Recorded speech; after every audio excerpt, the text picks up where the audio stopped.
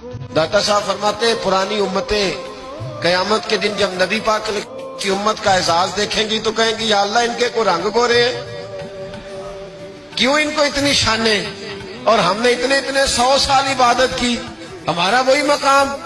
तो रब करीम फरमाएगा चलो आओ एक तजर्बा कर लेते हैं, तजर्बा कर लेते हैं। तो बंदे कहेंगे मौला कर लो। तो रब करीम फरमाएगा महबूब अलैहिस्सलाम की उम्मत के औलिया भी आएंगे, पुरानी उम्मतें भी आएंगी। तो रब करीम फरमाएगा पुरानी उम्मतों से कि ये दोज़ख जल रहा है, इसमें छलांगे लगा दो, चलो लगाओ छलांगे। तो कहेंगे या अल्लाह बात तो तेरी ठीक है पर दोज़ख भी तो है ना, अब तू दोज़ख में ही छलांग लगवा रहा है। तो रब करीम फरमाएगा चलो ठीक है तुमने सही कहा, अब उम्मत मुस्तफा से कहा जाएगा।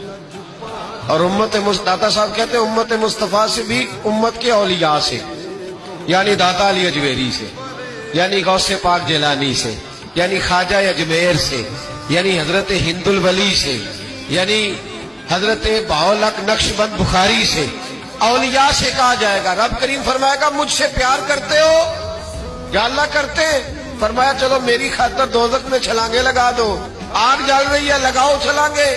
जब वो लोग छलांग लगा के अंदर जाएंगे ना, तो जिस तरह हजरत इब्राहिम गए तो आग में थे पर अंदर गए थे तो गुलजार बनी हुई थी, जब अंदर जाएंगे तो गुलजार होगी, ठंडी होगी, जन्नत होगी। नजर कुछ आ रहा था, अंदर गए तो कुछ। अब रब करीम उनसे पूछेगा बताओ इनका दर्जा बनता है कि नहीं बनता? इसका मतलब है बेहतरीन रिजल्ट उसे मिलता है जो रब करीम की रजा पे राजी हो जाता है।